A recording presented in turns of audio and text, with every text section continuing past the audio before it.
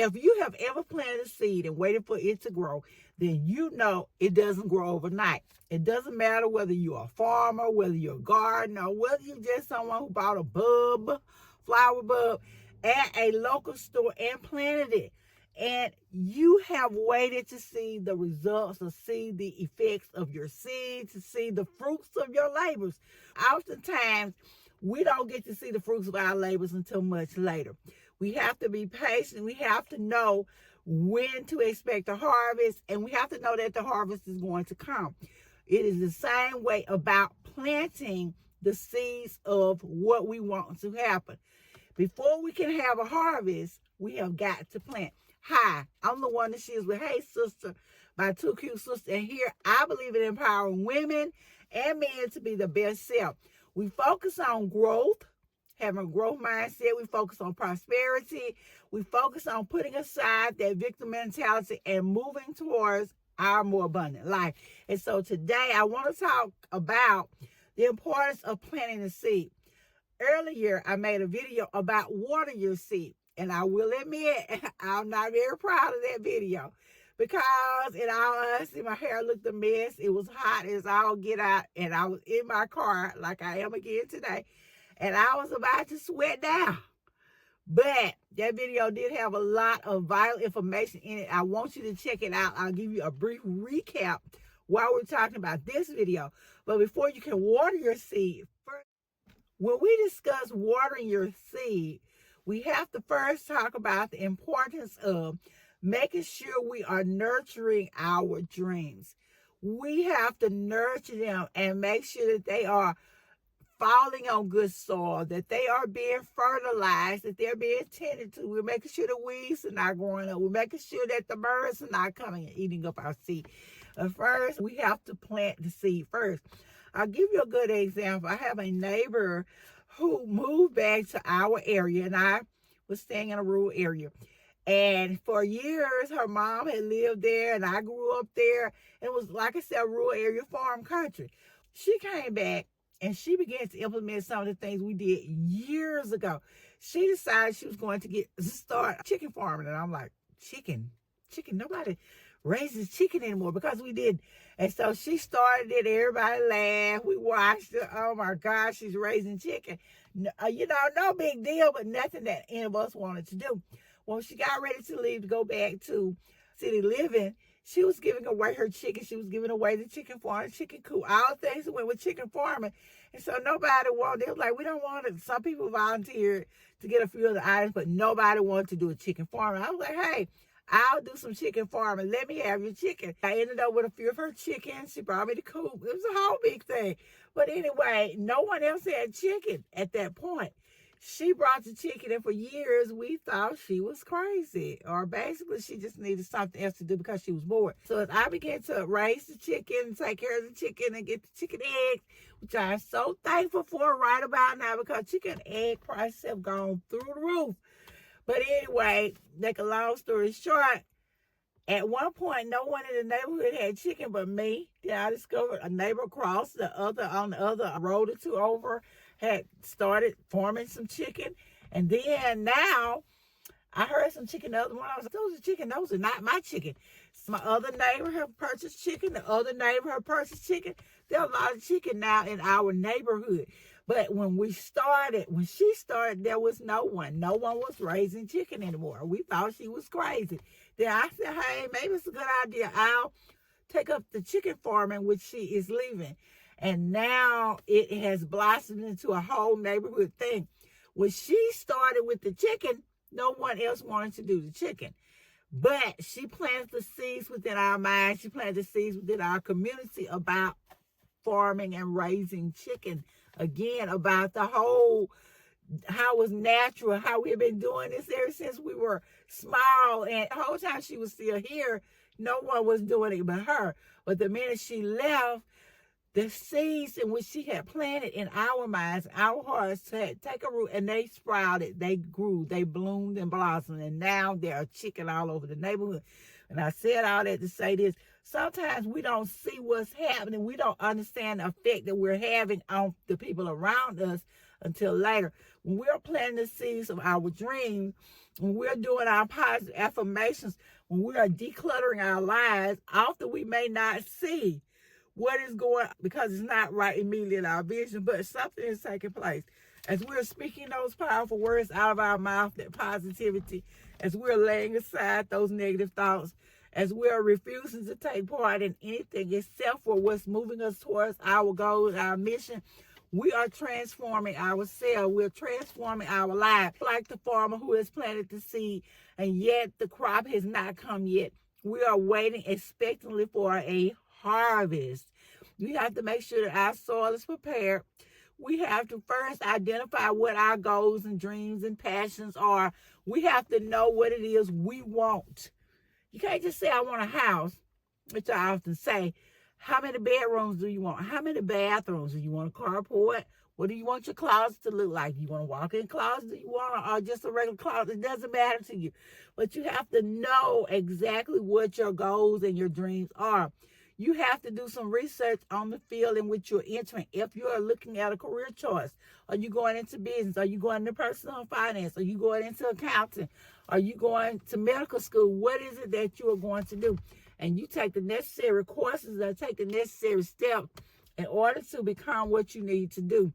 We have to build our knowledge base. We have to learn, take the classes, learn the lessons, do what we have to do in order to get prepared for the blessing. And I have done videos on that to talk about how we need to prepare. We have to plan, prudent planning. We have to plan for our success. Success doesn't just happen by accident. Success happens by planning. Success happens by a process. There's a process to being successful. We have to learn that process. Just as the plants come up at the right time, the farmer knows when to plant those seeds at the right time. We have to start our dreams at the right moment. We have to be prepared for the time in which we need to move. If you're watching the stock market, you have to know when to buy, when to hold them, as they sell the gamble, and when to fold them. Know when to walk away and know when to run. We have to know when is it the right time. We can't just keep sitting around waiting on something spectacular to happen. We can't keep waiting on pie to fall out of the sky. We have to be willing to take action upon the dreams and passions which we have identified as our dreams and passion. There is no such thing as a perfect moment. There's not a perfect moment. And we have to be prepared for that. We have to start writing that business plan, which I've been in the middle of writing. And if you don't know how to write it, be willing to pay someone to write it or learn how. Trust me, there are videos on YouTube that will explain to you how to write a business plan. If you go to Odetta Rocket, she will explain how to write a business plan. She has a template that you can use to plug in your information for your business plan. You have to lay the foundations for what it is you want. Just like my neighbor was laying the foundations for starting a Back to Nature with those chickens. You have to be laying the foundation on which you're going to base your business, on which you're going to base your dreams and goals, on which you're going to base the things in which you're trying to get. Then you're going to water. Like I said in the other video, you're going to be watering your seed. You're going to be constantly nurturing it. You're going to be constantly protecting the seed from threat. You're going to be doing what you have to do in order to make it meaningful or mean something to you. Water your seed. We're going to stay consistent. We're going to do small daily actions to help us move further towards our goal, towards the end result in which we want. We're going to commit to keep it on learning. We're going to commit to refining and growing and becoming more in tune with what it is that we want. We're going to protect our dreams from the negativity. We're going to protect it from naysayers. We're going to protect it from ourselves with that self-doubt and procrastination. And we're going to be moving towards what it is we are working for. We're going to have to face challenges head on. Challenges will come. Help this podcast grow into the community in which it needs to be. So you can help us do that. You can help this podcast become what we need it to become by giving this podcast episode a like, a thumbs up, and by subscribing. That way I can continue to bring you more tips, hacks, and strategies on forming a growth mindset, a prosperity mindset, and on an abundance mindset. Here we're shaking off that poverty mentality, that victim mentality, and we're becoming the men and women that we need to be. And I'll see you. focused. We're going to stay resilient. We're going to keep our goals ever before our eyes. Like I tell you so often, we're going to place them somewhere where we can see them, whether it's on our refrigerator, whether it is in the top of our thing in our car on the visor. But we're going to stay laser focused on what it is we want, and we're going to continue to work towards meeting those goals. We are going to make sure that we surround ourselves with like-minded people who are going to encourage us. We're going to have us a support system in place to help us meet our goal. We're going to be constantly pushing ourselves and maintaining our mindset of growth, our mindset of prosperity, our mindset of abundance. And we're going to be constantly pushing ourselves to meet that goal. And then we're going to do what we've been waiting for the whole time. We're going to reap that harvest. We are told we'll reap a harvest if we faint not. We're going to be celebrating those milestones along the way. We're going to be celebrating our accomplishments, but mainly we are ready for that harvest. And when the harvest comes, we are going to rejoice and celebrate our success. But you know what? People who are planning for their success, people who are visualizing themselves successful, they are not shocked. There are no new emotions. They are prepared for that success when it comes. They may stop and take a moment and reflect upon their journey, but they have already been preparing for this moment. We're not stopping. We're continuously keeping on pressing forward towards that goal. And we're celebrating our success because we've already visualized ourselves being successful, because we've already been expecting it. Like I said, we waited with an expectancy and a hope. We're not shocked at our success. We're celebrating. It's like a good basketball or football team. We're not just celebrating that success and letting it go. We're getting prepared for the next obstacle. We're getting prepared for that next successful adventure. And we are getting prepared to move again towards our goals. So we're going to go ahead and plant our seeds. Plant your seeds. Don't give up.